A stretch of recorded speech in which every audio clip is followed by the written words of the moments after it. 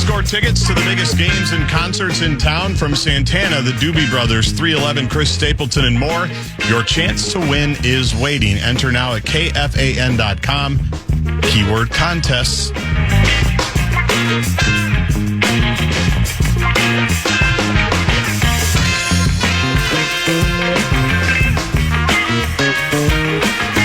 It's probably an exercise in futility. It's human nature. But it's worth noting again that no team, even championship pedigree team, is going to be perfect all of the time. And so once you reach the postseason and everything does feel as examined as closely as it is, as magnified as it is, you can lose yourself in the most recent result, to the good and to the bad. And we have to remember, these aren't best of one series. These are best of 7 series. So there's going to be some ebb and there's going to be some flow. That applies not just to the Wolves.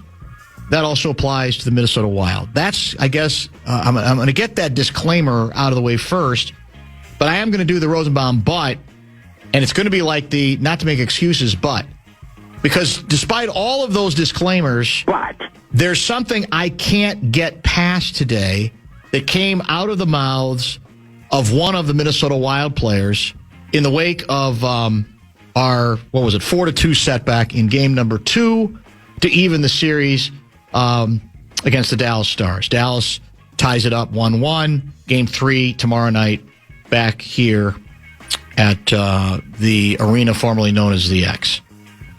It's Marcus Foligno. Is Marcus Foligno 12? No. Is he 20? A little older. I think he's older than that.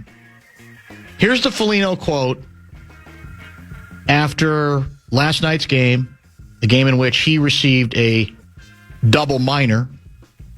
And in that occasion, I don't think that the Wild gave up any goals. On the other hand, that's time taken away from when they might have had a better chance to score a goal. The other Foligno's penalty did lead to a goal. We're going to get to that. Yeah.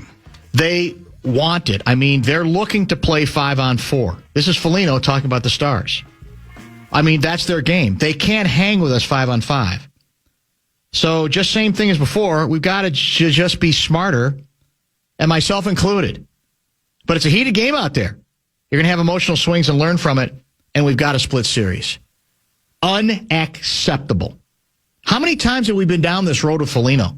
In all seriousness, I know everybody loves him, and I'm not here to say he's not a helpful, useful player. But how many times have we been down this road? And if you say it, if you want to play the big braggart game of they don't want to play us 5-on-5, then what are you doing playing into their hands even once? And like you said, his brother, silly, I thought, a bad penalty that did lead to a goal earlier. So I felt like, look, we know this was going to be a tough game. You're going to get the best the Stars have to offer. There was no sin in losing game number 2.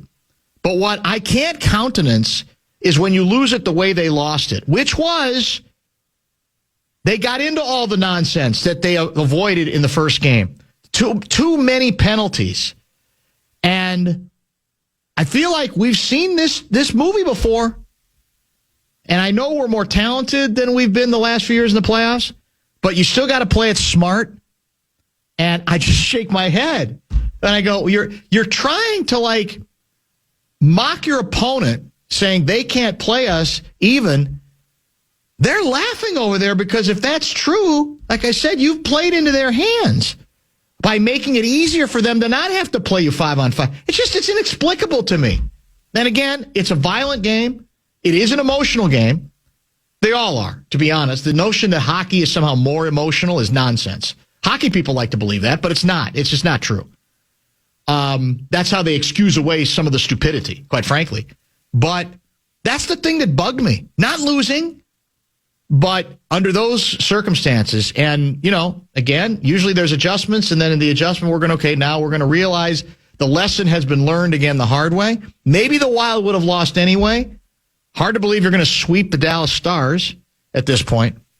But we've seen these characteristics before within series that we get lost in this stuff. And all it takes is getting lost in it for a single game to take away your best chance. Changes when a lot. It's a close series and there's not that much margin for error. I mean, the better quote too was, the double minor that he got. What was it at the end? I think of the second period. Yeah, just a few seconds left. Did you see his? So here was his excuse on that one. Foligno, Marcus, do you think I'm going to think about smashing guys' head in that quick a time? No, it's unfortunate that there's glass. Too much glass. It's just come Stanchion on, got in the man. way. You saw what he did to him. Mm-hmm. It's no accident. And again, I know the people who love violence in this game, I'm sure they were aroused by it. Oh, I love it. Yeah, give him the business. He was interfering with you. Make him pay. But in the end, who loses?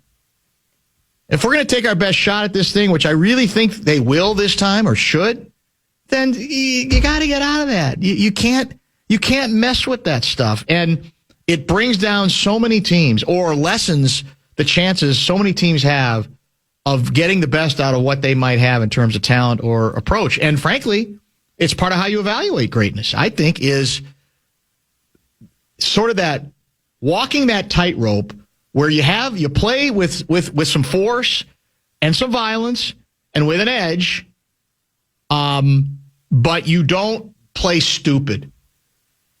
If you buy the premise that they can't stay with us 5-on-5, right? Is that what he said? That's what he said. Then what are you doing? It doesn't sound as effective when you're in the box saying it. And he's a veteran player. He's not 12. He's not 20. There's no excuse for it. And it's not the first time we've been down this road. And now we got the other Foligno we got to worry about. Multiple Folignos. It's unbelievable is what it is. And they played really well for big stretches of the game last night. And if not for Ottinger, the goalie. Yeah, he was, yes. Robbed him a couple of times, especially early. Thinking about that Boldy goal, which was an incredible save. That's the tough part is you play really well and you don't get rewarded for it, and then you make those mistakes, and which here we are. Which took away any more chances you had to I mean, because they were still in the game. I mean, they might have been able to get back even again. It's not that, even with Ottinger playing well, that was still a possibility. We'll never know.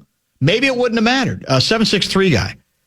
Would love your take on the Wild's bottom six. I believe M. Foligno cost us that game last night from his inability to keep his composure. His brother Nick has been equally as bad the first two games of penalties. If you're going to be an enforcer, it has to be the Trenyon McCarron-like approach, no dumb penalty. Enforce responsibly. Exactly. Enforce responsibly. That's all. I mean, to me, that's the key to this whole thing. But we'll see. So game number 3 is tomorrow night, correct? Tomorrow night. They're right back at it, yeah. Yeah. 8:30. Less time in between, I guess. Yep.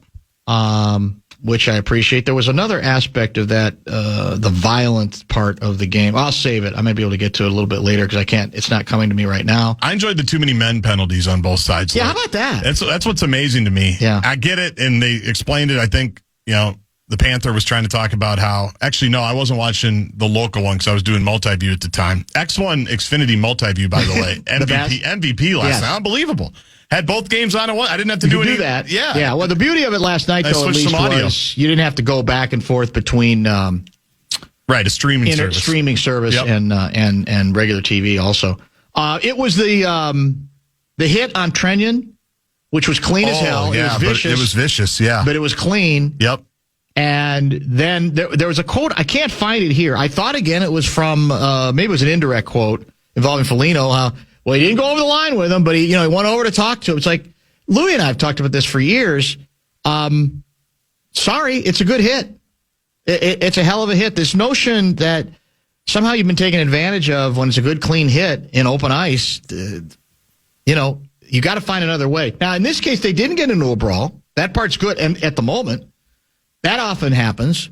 It's where you resent, where a player or teammates stupidly think they're standing up for the player by then fighting the individual who delivered the hit. If the hit's clean, the hit's clean. And just say they got us that time. Let's see if we can get one of those a little bit later. That's what you do. Foligno immediately approached Blackwell but didn't cross the line. He said, I'm trying to be smarter out there. What restraint. Unbelievable restraint.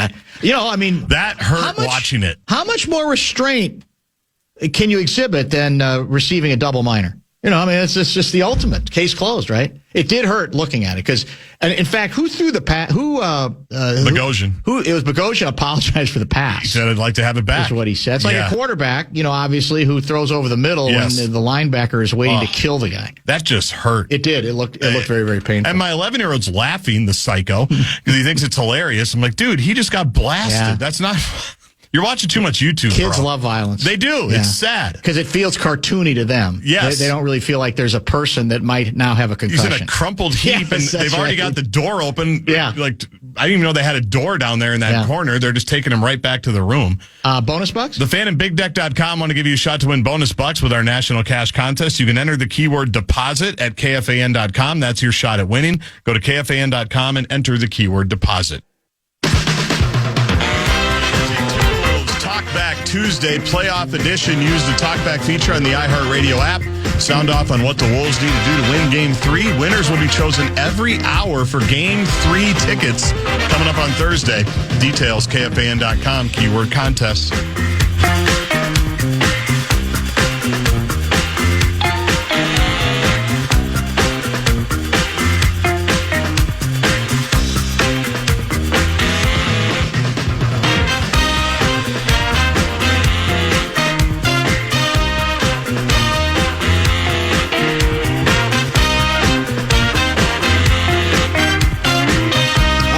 Text coming in. Foligno's penalty was a hit on the same guy that hit Trenyon, resulting in a penalty and a goal. They did not score a goal. They did not get a goal on after that double minor, I don't believe. They got one after the earlier penalty by Foligno's brother. By Nick, the correct? Yellow Nick, one. Yeah, exactly.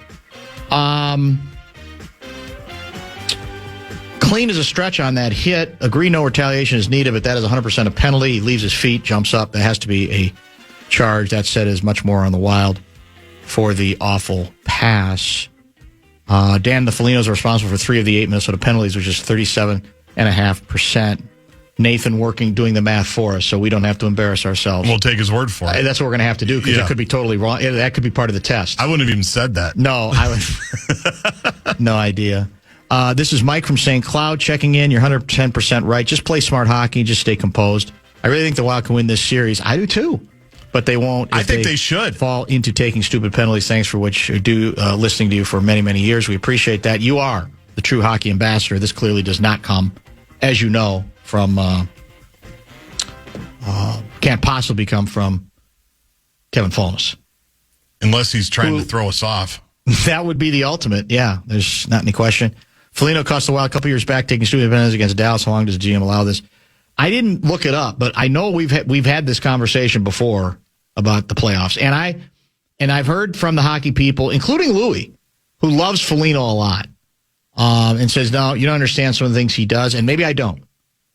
But especially when the team's margin for error was even less than it is now, it just didn't make any sense to me. It just didn't feel like smart hockey to me. And when you get into the postseason, it's all the little things, right? Yes. If it's presumably a competitive series and you don't have that much margin for error, then, to me, you got to go after it. It's not that dissimilar from what we talked about with the Wolves. No, it isn't. It's just different kinds of habits. You know what works. You know what doesn't. You know what they're trying to do. You know what they're trying to get you into. Do you have the maturity to rise above it and not take the bait? Do you have the maturity to get back on defense? Do you have the maturity to not take an 18-foot jumper when you can get a better shot? All that stuff adds up, and in the postseason, it is all so magnified. Yeah, that's it. And, if we're a little bit more sensitive to it here and maybe even prone to overreaction, it's because we don't have much of a track record. Now, again, the Wolves, to their credit, have gotten to the Final Four the last 2 years. Another shocker in a Game 2 last night was in New York. Yeah. The Atlanta Hawks have a big fourth quarter. They're down big going into the fourth, and they even their series with the Knicks. Yep. I don't think Cat saw the ball. Here's what's interesting again about Cat and the phenomenon, the reaction to him. The headline I read in one of the New York tabloids was, Cat disappears again in the fourth quarter. And then I read the story, and the story tells a different story. The story acknowledges, well, he kind of disappeared, but he really didn't see the ball either. Now, we know the old deal on Cat. Sometimes here, it felt like he didn't work hard enough to demand the ball. I'm not going to ever say none of it's on him, but I'm telling you, most of it is on the coach and on the other players. As long as you have Cat on your team, you have. It's a little bit like the Rudy story. Different strengths, obviously, but the same deal. You may not like some of his flaws, but as long as you have him here, you got to make the best of it. Whether it's Rudy or Cat, he was a machine offensively through much of that game as the Knicks built the lead, and then suddenly he barely saw the ball. It is crazy in the fourth quarter. It's absolutely insane. So I've said this before. I don't know how this offseason is going to go for the Wolves. It'll depend on how far they go.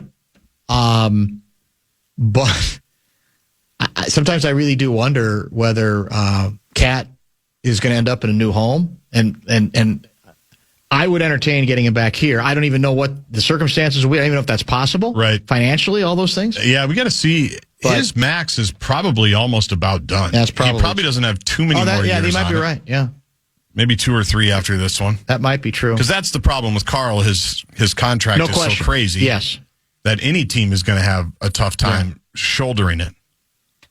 Dan, here we go. The only reason hockey isn't more emotional than basketball is because of the amount of crying and whining that goes on in the NBA. Is that for me or is that for Johnny Athletic? It could be for all of us. It does kind of prove Johnny Athletic's point. Everybody gets mad at Johnny. He's too mean-spirited about the battles between hockey and basketball and their fans. But here's a person who's trying to up the ante on it. How is that any different than what Johnny Athletic does? It's not. It's the same thing, isn't it? But it's okay if it comes from the hockey community? Well, hockey players whine, too. Of course they do. They never think they've committed the penalty. They're mad. No. Everybody whines. You will probably biatch about the parade route, too. What round is this? What sport's you talking about? And what sport are you talking about, 701 guy? I want them to have the best chance to plan the parade route. That's the point. They're good enough to make a run.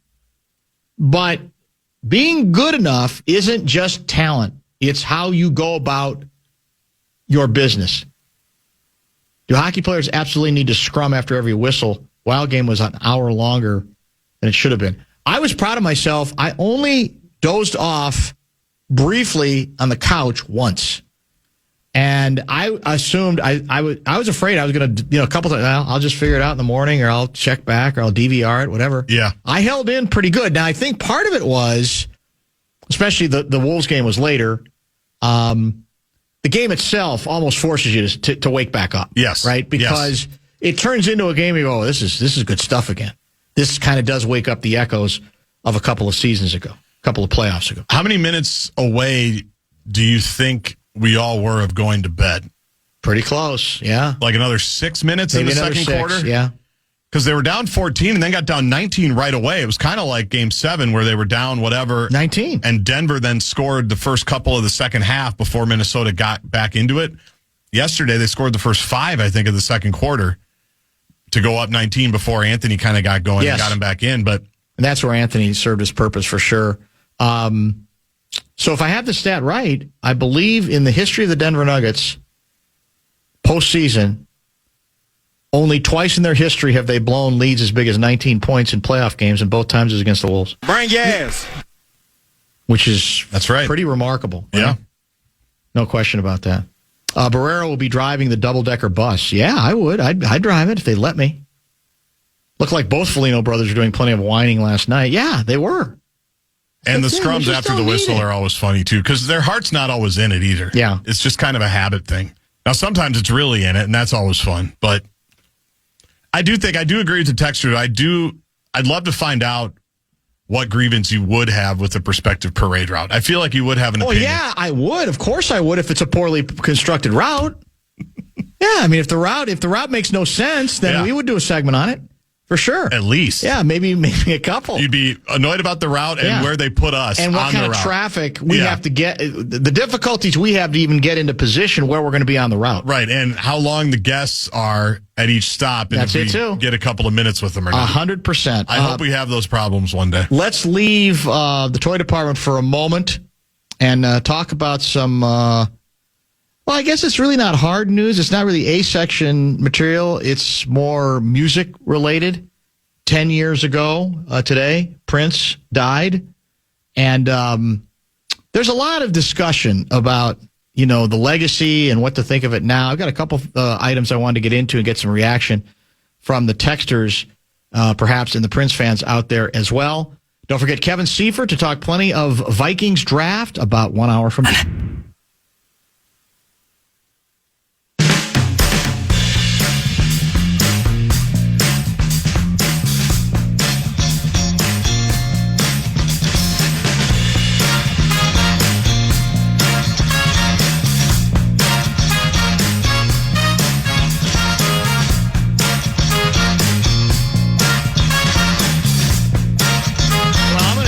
Me some Eric Spoelstra when it comes to the parade route issue. I'm going to say, for having parade route standards, I apologize for nothing.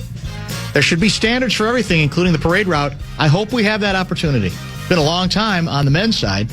Yeah. Since we've had that chance at all. I'm looking at a headline that might have some ramifications here involving the Wolves because Billy Donovan has stepped down as the Chicago Bulls coach. They already fired their president of basketball operations, and the front runner, by all accounts, is one of us. Well, when I say one of us, I mean he works for he's Tim Conley's he's our guy. First lieutenant. Matt Lloyd. And he is, I believe the Bulls have already asked permission to talk with Lloyd, who is considered a front runner for the job and a very good candidate for the job as well. I think he's worked in Chicago before. Not sure if he's from there, but I definitely know he's worked there prior. So there might be some ramifications for the Wolves. There's also a lot of rumors that Dallas is going to come hard after Tim Conley. Yeah. Maybe I'm naive. I'm not sure Conley wants to move again. Now, again, I guess if they double his salary, he's already, I think, pretty handsomely paid. But if they do something obscene, maybe. But I get the feeling that Conley does not want to keep moving around, but who knows? We'll see. I also had read, and I don't even know if this is true, but in his contract, the Dallas has to ask permission. Like, it's not something that can be worked out right now. That's correct. That he can just leave and say. That's also there does correct. have to be some type of, they have some protection, I guess. They do, for I lack think. of a better yeah, term. I think that's true, too. Lloyd worked, not only did he work in Chicago, he worked there for 17 years. Okay, that's what I thought. He had in a long various time basketball operations and scouting roles. Yeah. Very well liked. I've only been around him a couple of times, but media people that deal with him a lot more and have interviewed him and things like that. He's a pretty sharp guy, it seems like. I'm not going to get into this debate about wine factor, WHINE. It's too slippery a slope involving basketball and hockey. But let's be serious here. Whatever is being done, it's much easier to see it in a basketball game than in an ice rink, right? I mean, it's not even close in that sense, in a number of senses. And here's the other thing. Hockey's just not covered as widely. So a lot of stuff that there's a lot of stuff we didn't even hear about that we would hear about if it was basketball because the coverage has reached pretty much saturation point. That doesn't mean we have any difficulty on this show criticizing a number of weaknesses in the NBA game right now. That's really not the issue. So the Prince legacy, there's when you hit anniversaries like this, there's time often spent on that subject. We all know how significant a music force he was here, and in some ways you could argue continues to be. But I'm struck with two things about the story, and one of them is the only good thing, if you want to even call this good, that tends to come out of music legends dying relatively young. And how old was Prince? Will you look up how old Prince was? Yeah, I think he was in his 50s. That's what I was going to say. He was not young. He wasn't in his mid-20s, like Jim Morrison, or I think Morrison might have been 27. 57. Hendrix, 27. Yeah, so that's a little older. But I think what happens with those music legends, even you could say acting legends as well, is when if you don't see them get older, they're frozen in time of what you remember about them from their prime, right? That's the only good thing you can get out of this sort of tragedy, right? Is that you don't have that aging process where rust sets in, or they don't seem the same, or they seem to be losing it, or whatever the case may be. I am left with always this void, again, despite the fact that he was older than some of the legends that we were talking about when he died, is the sense of what we were deprived of. Right. Because I don't think he was close to retiring. He wasn't done. I think he was one of those guys who was going to just keep doing music in various ways for many, many, many years. And we've talked over the years to several people about, the vault of material that still exists, that frankly, I think there's frustration regarding how slowly some of it has come out, and that, people are saying, well, there's got to be a gold mine in there of stuff. Let's get going. Now, on the other hand, you could say, well, maybe there was a reason some of it wasn't produced.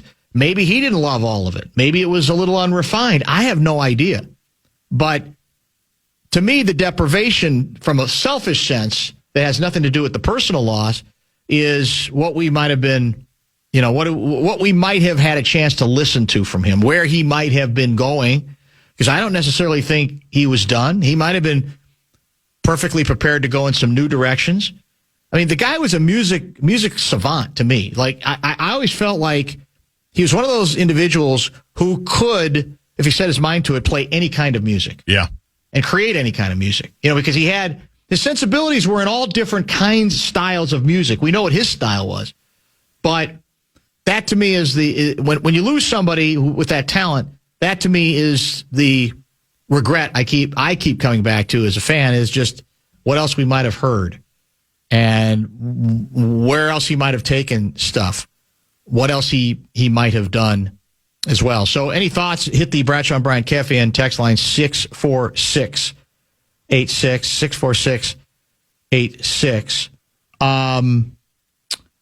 In the words of Neil Young, it's better to burn out than it is to rust. We've debated that on this show several times over the years. And it's a famous lyric in a terrific Neil Young song. And it created a debate within the music industry, right? Because when you are young, I think it is easy to say, yeah, that's right. Neil's right, man. Better to burn out than it is to rust. I don't want to just fade away and play the hits for the next 50 years of my life and be thought of as only the guy who was in his prime at 25 and never really evolved out of that. I don't want to have anything to do with that. But interestingly, the guy who pushed back on Neil's comments, I believe, was John Lennon, who basically said, well, that sounds really good, but I don't believe any of it. And I think Lennon had reached a point of comfort enough in his life to even not bristle at the endless questions about the Beatles getting back together. He started becoming more philosophical about that. It was almost like he was in a mode where, no, there's other stuff I can enjoy. Musically, there may be other things I might enjoy. But this notion that I have to be this fried, drug-addled, screwed-up individual, but you know what? I didn't sacrifice anything, and if I had to burn out, I burned out. At least I didn't rust. At some point, I think Lennon said, I gotta be honest with you, I went through that period when I was high, consistently, with some serious drug issues. Hell, in this very studio, the late, great radio legend Dan Donovan talked to us about a weekend of utter chaos that he spent with John Lennon. I want to say it was in Philadelphia. I can't remember where. Wow. Where he spent all kinds of time with. I got that tape somewhere. I don't nowhere. And it's romantic to think about all that stuff, about, go ahead and burn out, man. If at least you're going for it and you're into it. But I think a lot of times, if you get to the other side of that, if you live long enough to get to the other side of that, you go, all right, man, that sounds cool to say. Better to burn out than to rust. But I might want a little. I'm no longer convinced that I can't have a measure of sanity and professionalism in my music career too. In fact, there are some musicians who said eventually what once upon a time they thought was an aid to their music became a detriment. That there was so much drugs going through a given band, for example. Allman Brothers talk about that a lot, members of the group. And you reach a point where you go, well, no, this is stupid. We're not, this isn't the best that we have to offer, even if it was a rite of passage and even if it was where we were at one point, et cetera. So if you have, like I said, Prince thoughts, it is interesting that if you look back 10 years, the sort of the galvanizing nature of the story. Yes, right? That's what I was just going to say. What happened in the city? Yeah. Right after he passed, how people just gathered in the streets, outside First Avenue. Gathered in Chaney at his place. Now it's called, isn't it called? It's now named. One of the I think 5 for a stretch of that area is now named after him. Yes, I think Prince Rogers Nelson Highway, yep, right? It sure is. That's exactly it. And I just ran into a couple. We were having dinner at Benihana Mall of America, staycation, spring break, really living it up. And a couple from Kansas City was sitting with us at the table, and they were in town. Their daughters were going to a concert or something, and they were just killing time. And they went out to the Paisley Park Museum. I've never done it. I know that it's a tourist attraction of some sorts, right? But it was just interesting because we think about him as just, he's from Minneapolis. Yeah, Everybody remembers the quote, Hollywood's cool. I like Minneapolis better. But he was obviously international and certainly national, and people come from all over the country. If they're in Minneapolis, a lot of them go, why don't we go see what the Prince thing's all about? But the First Ave thing was, I just remember sitting there that first night. Yes, it was crazy. And just thinking, wow, what a moment. Yeah. What a tragic moment, obviously, but what a moment of that. And we how many people did we talk to about it then and over the years that laid out one of the elements of the tragedy that the challenge for anybody who becomes that iconic, musically speaking, or in a celebrity sense, is the obvious. Who you have around you and what they're willing to say to you as they observe that you got problems that are going to end up biting you in the butt. Very serious issues. There was that plane ride situation. Remember that? I do. That's we right. Talked about. Yep. I don't remember where the plane had landed. It landed somewhere else, didn't it? Yes. And I'm going to pull it up. We heard from people who knew him well, who said the regret is you can't. You try to say what you can say, even though at some point it's a grown man. And you don't go probably far enough. And then you look, when it's the worst case scenario ending like this, then you feel some regret. Could you have been more frontal? Should you have been more insistent? And I mean, that's sort of what Sheila E. told us in one of our conversations with her over the years, that you take it to heart. But then part of it is, and I think she said that at some point, it's going to become, inevitably it becomes incumbent upon the person to take those final steps. You can try to encourage, you can try to be there, but in the end, if that person is battling whatever he or she is battling and can't get past it, then unfortunately you could, end up with the kind of end that you had here. I mean, speaking of music people, also in this studio many years ago, the record producer who was working with John Lennon the night he was murdered, Jack Douglas, was in this studio many years ago. That is an interview that is lost, it just sickens me that I didn't do a good job of saving that one. And he told the story about how because he worked with a lot of big names, and how he would occasionally be the individual who intervened and basically said, "We're getting you to Hazelden. I am taking you. There's no for an answer. I'm taking you there." And the irony is, eventually, was it Aerosmith guy? I can't remember who it was.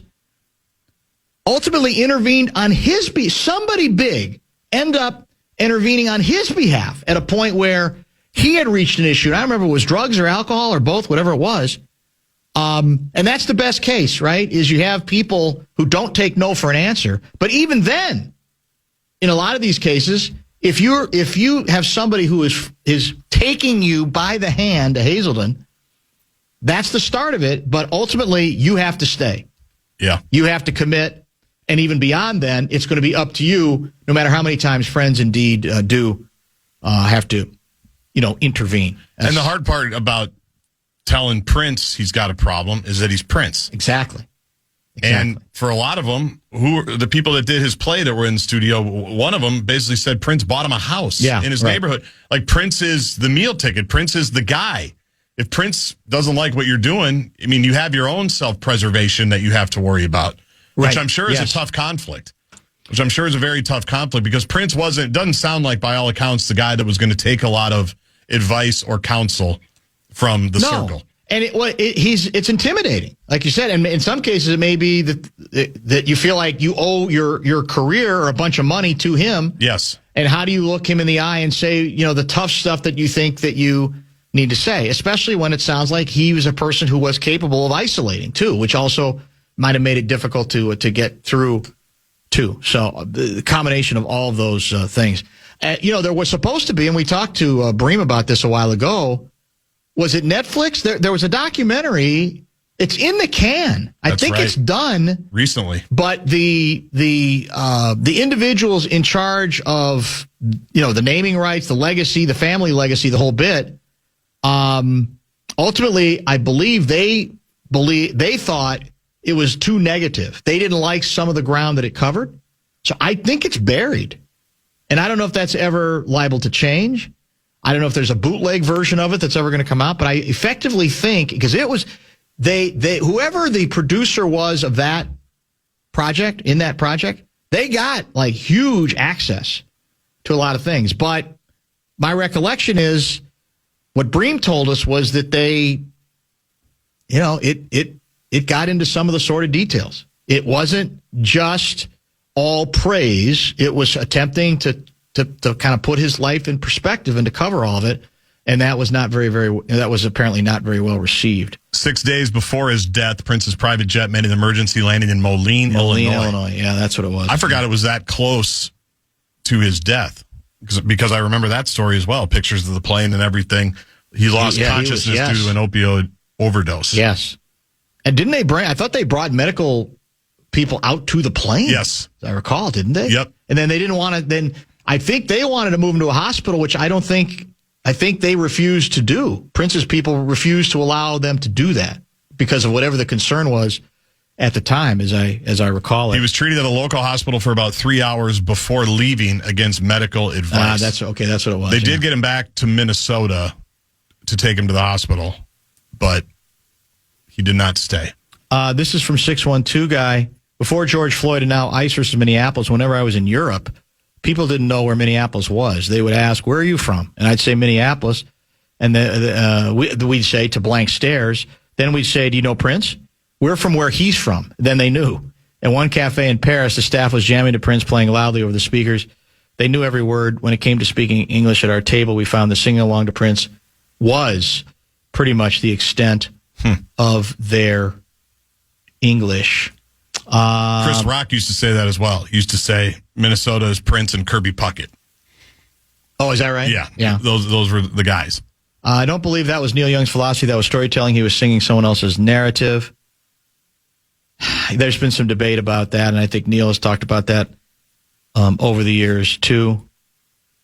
Prince was comfortable enough where he did not feel the need to rely on his greatest hits to stay relevant. He was ever evolving and made music for himself as much as he did everybody else. And that's always the battle. right? Because your fans are going to want to hear certain songs. It's what and again, he didn't have to live that as much as a lot of,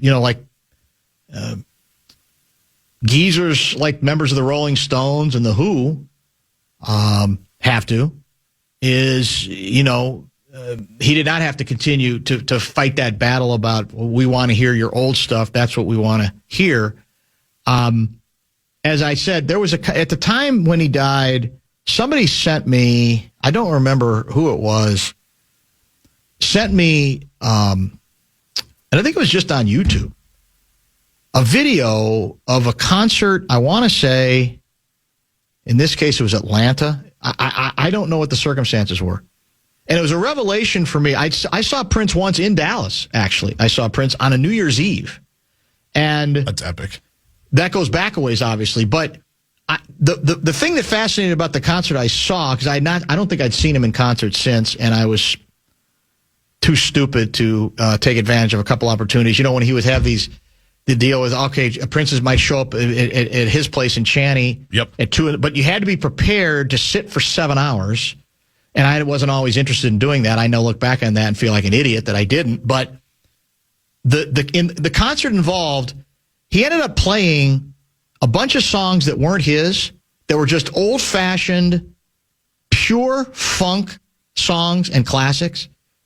And it was a revelation. And what it reinforced in me about him is obviously he was original. He had his own music. But he was such a good craftsman. He could play anything. He had the sensibility to make as good or even better some of the great soul and funk songs that you could ever hear. And I just kept watching the thing. I mean, it went on for well over an hour, and I watched the whole thing because it was the way he moved, it was the way he sang, it was the way he performed, the whole bit. And at that part of the show, at least, he was not playing hardly any of his own music. He was doing other people's songs, and as I mentioned, when you can play other people's stuff that well, you're a student of the game, right? I mean, beyond all the other stuff, that he was brought up with a great appreciation and understanding of all music too. I'll get to some more texts perhaps after the top 5 at 5. We have Kevin Seifert to talk Vikings draft.